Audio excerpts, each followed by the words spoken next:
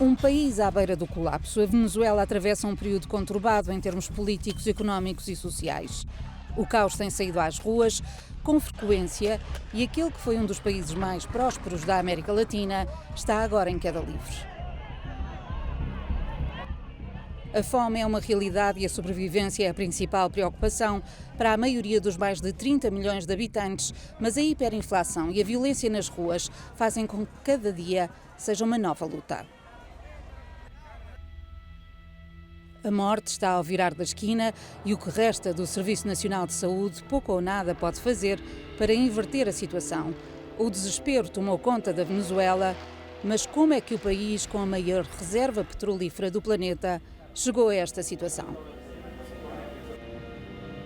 Para muitos o problema está no topo. Nicolás Maduro chegou ao poder em 2013 para dar continuidade à revolução bolivariana de Hugo Chávez. A sua autoridade foi colocada em causa após as eleições do ano passado, que lhe garantiram um segundo mandato, entre acusações de irregularidades e uma abstenção superior a 50%.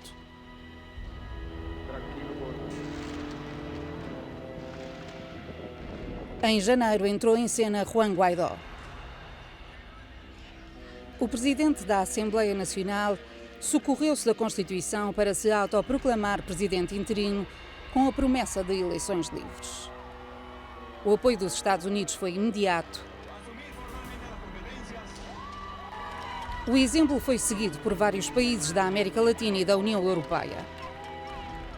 Na Venezuela, ninguém sabe verdadeiramente quem está no poder. Temos Nicolás Maduro e outra pessoa, Juan, não me lembro do apelido.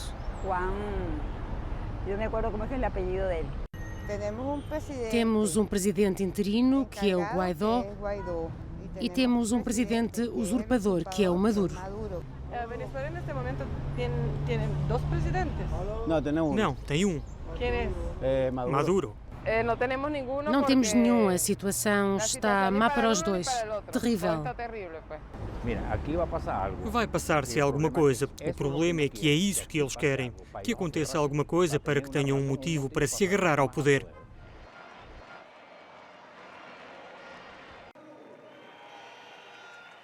A Euronews viajou até à Venezuela para tentar perceber o que vai acontecer. A primeira paragem só podia ser com uma conversa com Nicolás Maduro.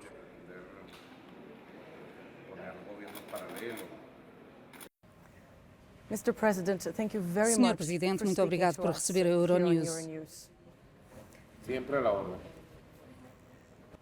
Hoje o seu país está numa encruzilhada. Um país com dois presidentes. O que está exatamente a acontecer na Venezuela?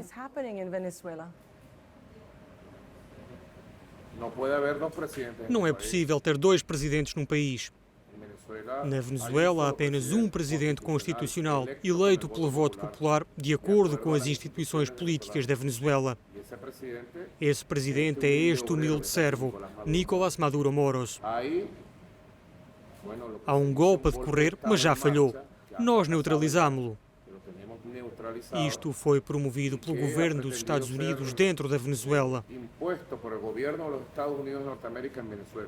Os Estados Unidos usaram todo o seu poder político, diplomático e económico para tentar instalar um governo fantoche na Venezuela, algo sem precedentes na nossa história. Mas os Estados Unidos, a União Europeia e vários outros países reconheceram Juan Guaidó como o presidente interino. Violando todas as regras da Carta das Nações Unidas, que proíbem a ingerência nos assuntos internos, e violando até os preceitos da Constituição venezuelana, numa tentativa de dominar, conquistar e criar uma relação neocolonial com a Venezuela.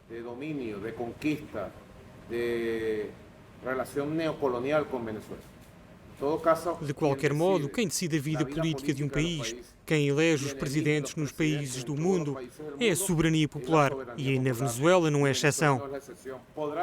Podem dizer o que quiserem, o governo de Donald Trump, a administração extremista da Casa Branca e os seus governos satélites, mas na Venezuela o povo é soberano e decide.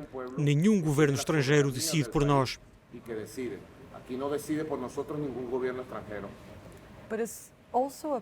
Mas também é um povo dividido. Quero centrar-me primeiro na pressão internacional. Está sob uma pressão internacional sem precedentes. Como resolve isto? Todos conhecemos os seus inimigos, mas quem são os seus amigos hoje? Penso que temos muitos amigos no mundo. De qualquer modo, esta é uma batalha global. Quem transformou a batalha pela Venezuela numa batalha global?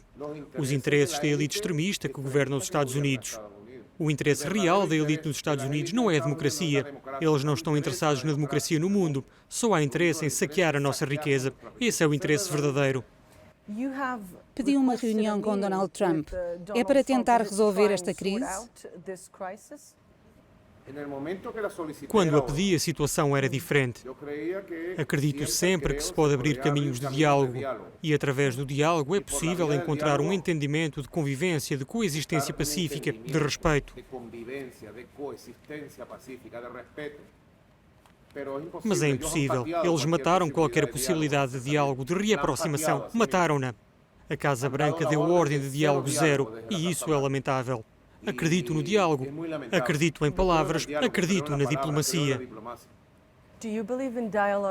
Acredita que o diálogo aqui na Venezuela é possível? Está disponível para falar com o Sr. Juan Guaidó, por exemplo?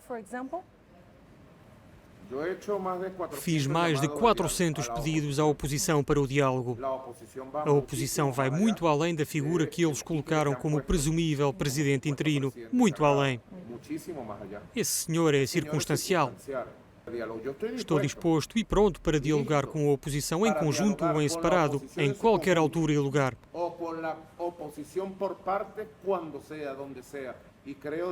Acredito verdadeiramente, Annelise. Estou convencido de que o que pode ajudar a Venezuela este ano e nos próximos anos é um diálogo honesto, com uma agenda aberta e que façamos acordos abrangentes para o bem da Venezuela, pela prosperidade do país.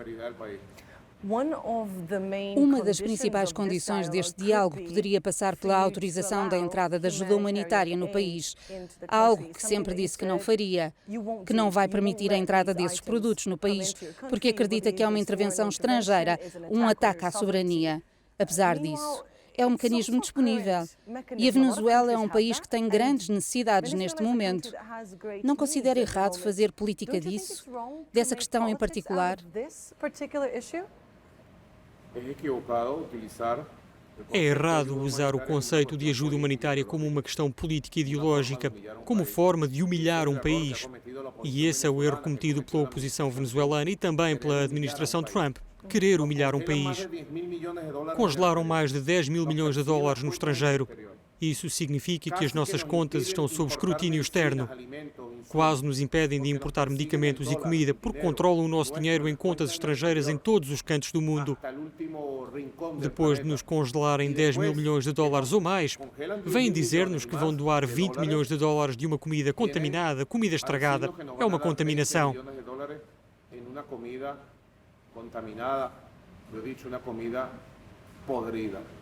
Por que contaminada? Tem provas de que esses alimentos estão contaminados, de que essa ajuda está contaminada? Acredita nisso?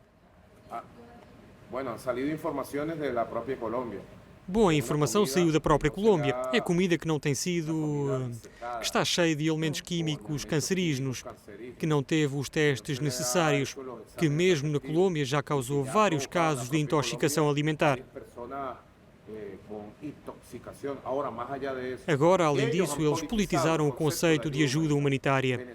Se querem ajudar a Venezuela, digo a Donald Trump, digo a Mike Pompeo, digo aos governos que estão por detrás deste espetáculo, libertem as contas que nos congelaram, libertem o ouro que nos roubaram e a Venezuela tem recursos suficientes para importar tudo o que precisamos. Parem com este espetáculo macabro de sufocar a Venezuela e depois oferecer uma migalha. Nós não somos mendigos de ninguém. The situation is very difficult in Venezuela today. There are shortages of medicine. A situação é muito difícil na Venezuela hoje. Há falta de medicamentos. Visitei alguns hospitais e conversei com médicos que me disseram que não é fácil trabalhar e ajudar os venezuelanos.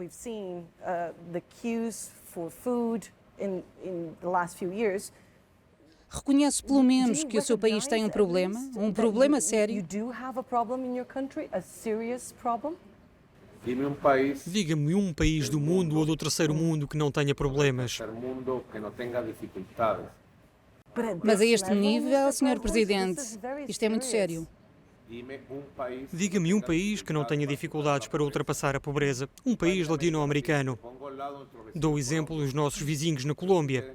Mas você não vai para a Colômbia com uma lupa. 70% da pobreza na Colômbia, 30% de miséria. As pessoas saem da Colômbia há anos. Mais de 15 milhões de colombianos emigraram, mas ninguém dá destaque a isso. Porque é que eles colocam os holofotes sobre os problemas da Venezuela? Para justificar uma história, uma narrativa que justifica a intervenção no nosso país, o controle do nosso país. Falou sobre a experiência das pessoas nos bairros, nas áreas mais modestas de Caracas e noutras partes do país. São pessoas que apoiaram a revolução, que apoiaram o seu mentor Hugo Chávez, que o apoiaram a si. Muitos deles, no entanto, têm relatado circunstâncias extremamente difíceis. Várias pessoas com quem falei, Sr. Maduro, que nos últimos anos vieram à Venezuela, disseram-me que o apoiavam, mas que é cada vez mais difícil fazê-lo. Como é que isso faz sentido?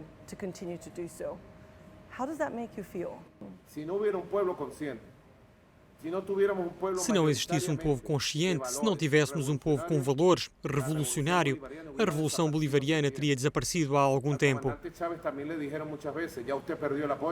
O comandante Chávez também ouviu muitas vezes: você já perdeu a base de apoio e ganhou uma, duas, três vezes.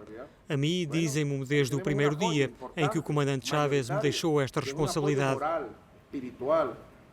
Aqui temos um apoio importante, maioritário, que é um apoio moral e espiritual, que é um apoio político profundo.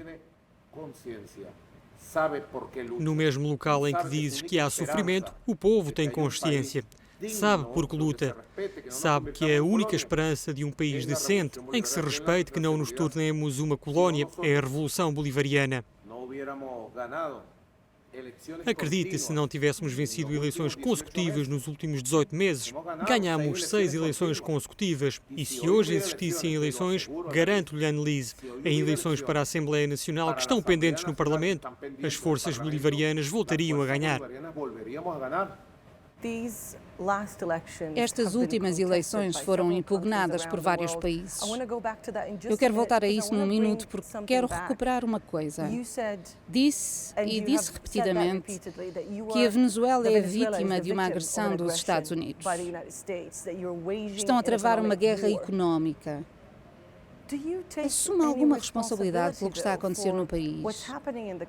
Considera que houve algum erro da sua administração em relação à situação em que a Venezuela se encontra? Claro que assumo responsabilidades, caso contrário não estaria governando. Caso contrário, não estaria presidindo ao país. Senão, não estaria liderando este poderoso movimento revolucionário que é o movimento bolivariano. Assumo todas as responsabilidades diárias, económicas, políticas, sociais e da educação do povo. Todos os dias governo com o povo. O nosso é um método de governo de rua, com os movimentos sociais, com todos os setores. Mulheres, jovens, operários, profissionais. Por exemplo, eu venho para esta entrevista depois de um encontro com mais de 100 mil jovens, onde trabalhei questões da juventude. Assumo toda a responsabilidade. Erros? Diga-me quem não comete erros. O único erro que não cometi nem cometerei é trair a minha pátria. É dar o braço a torcer ou render-me e ficar de joelhos frente a Donald Trump. Eu nunca vou fazer isso. Nós não nos vamos render. Continuaremos a lutar com as dificuldades e a superar os erros. E temos convicção na garantia, Annelise, de que a Venezuela seguirá em frente. Percebemos que somos mais livres e independentes do que pensávamos do Império do Norte, dos seus governos satélites na Europa e de alguns governos latino-americanos. Somos muito mais livres e independentes. Existe outro mundo. Nasceu um mundo multipolar e multicêntrico. Há novos centros de poder económico, social e militar no mundo.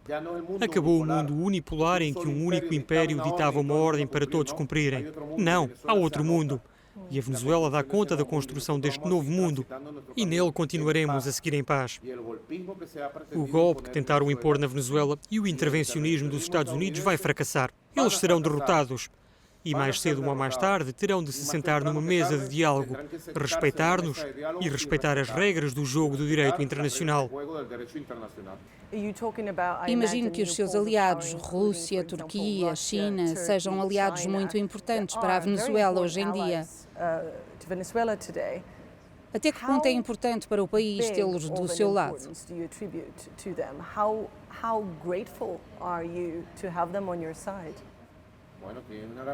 Tem uma grande importância não só para a Venezuela, mas para o mundo. A República Popular da China é a grande potência económica do século XXI, além de ser uma grande potência política.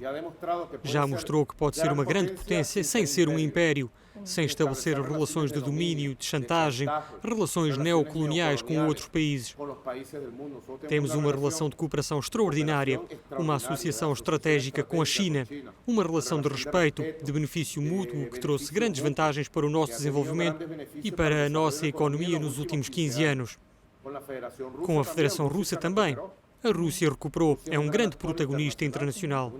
É uma potência política, económica e militar de primeiro nível. Com o presidente Putin também temos relações estreitas de cooperação. Creio que estas duas potências, junto a potências médias como a Turquia, a Índia, o Irão, a África do Sul, vão determinar o futuro da humanidade. O futuro da humanidade não pode ser o mundo inteiro ajoelhado perante o Império estadunidense. Falam uma vez mais como se houvesse dois polos. Soa um conflito, uma batalha. Uma batalha por influência, pelo poder. Mas, Sr. Presidente, mesmo que seja esse o caso, a sensação que dá é que os cidadãos da Venezuela são os grandes derrotados.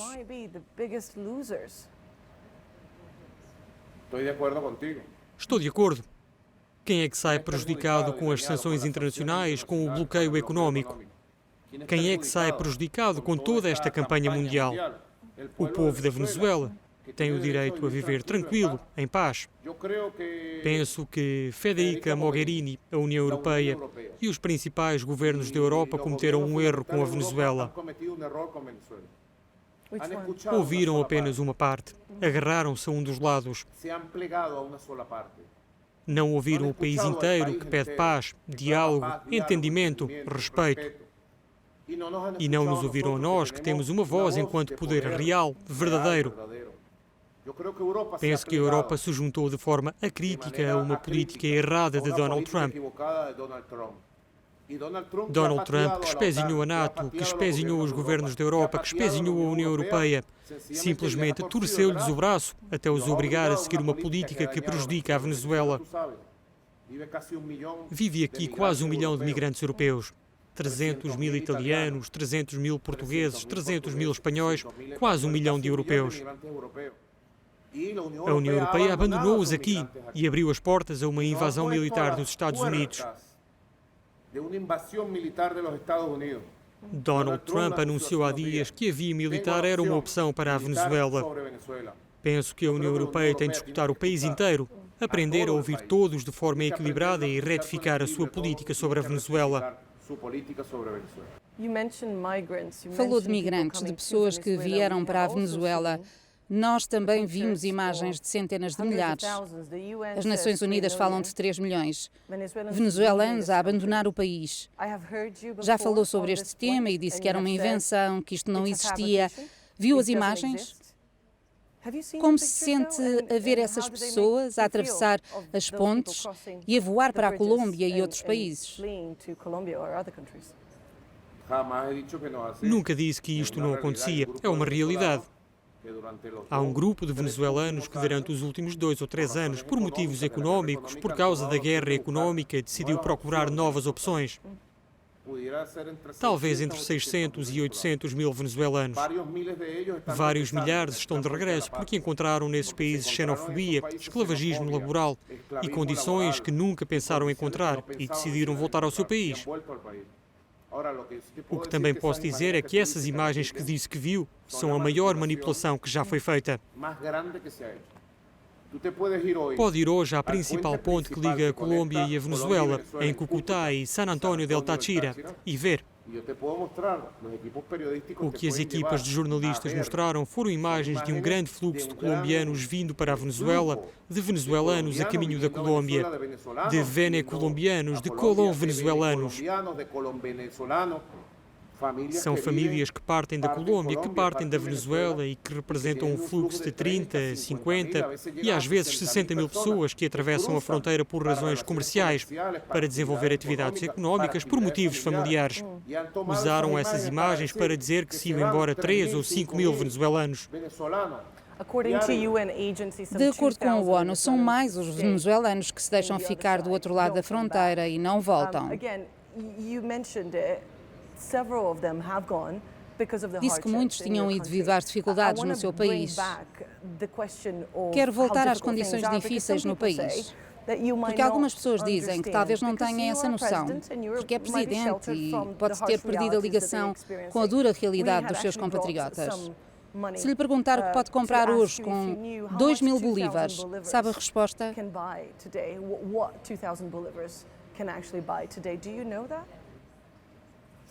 Se não entendesse a situação do meu país, não seria presidente eleito e reeleito. Entendo porque venho do povo. Deve saber que não fiz a minha educação em Harvard, nem na Escola das Américas. Não tenho nome de família, nem sangue azul. Sou um trabalhador, um homem do povo e todos os dias estou com o povo. Estou em contacto permanente e sei exatamente o que se está a passar. Não temos aqui um povo órfão nem abandonado. Temos um povo agredido, isso sim. Diga-me que outro país aguentaria a agressão económica da nação mais poderosa do mundo. Quem seria capaz de aguentar? Ter os bens congelados, as contas perseguidas, a importação de que precisamos proibida. A Venezuela está a fazer um esforço heroico, verdadeiro, admirável. Admiro o heroísmo do povo venezuelano, a forma como enfrentou estas circunstâncias. Vamos seguramente seguir em frente. Tenho uma última pergunta, Sr. Presidente. Como considera que vai passar à história? Não sei, mas estou seguro de que não me vão recordar como débil, cobarde nem traidor. O meu papel está claro e todos os dias me encho de coragem, de paixão pela minha pátria, do amor que me move.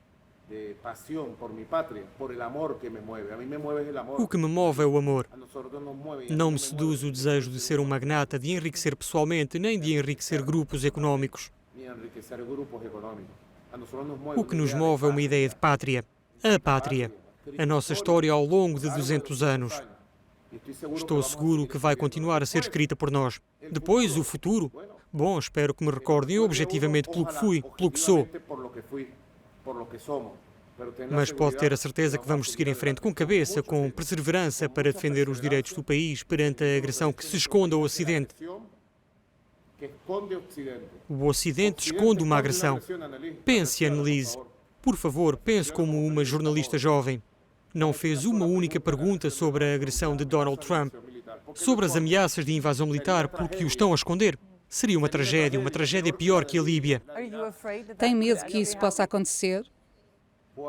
Quando o presidente extremista de um país como Donald Trump ameaça constantemente uma invasão militar, é preciso estar preocupado. Está a preparar-se? Ninguém no mundo está preparado. Preparamos-nos primeiro para derrotar as suas ameaças. Faço um apelo aos povos da Europa, um apelo a todas as pessoas sensíveis. Faço-lhe um apelo a si para que reflita. Este povo nobre da Venezuela tem o direito de ser respeitado, tem o direito à paz. Não escondam a agressão dos Estados Unidos por trás dos problemas que eles próprios criam. Criam um problema com agressão, com sanções, e depois aplicam-no ao modelo político, à Revolução Bolivariana. Somos alvo da agressão mais brutal. Os Estados Unidos estão concentrados apenas num objetivo no mundo: destruir a Venezuela, colonizar a Venezuela, destruir a Revolução. Não conseguiram e não conseguirão. Aqui vai prevalecer a paz, pode ter a certeza. Vamos ver-nos novamente nos próximos anos e poderá ver como floresce um novo tempo na Venezuela. Vamos tornar isso possível.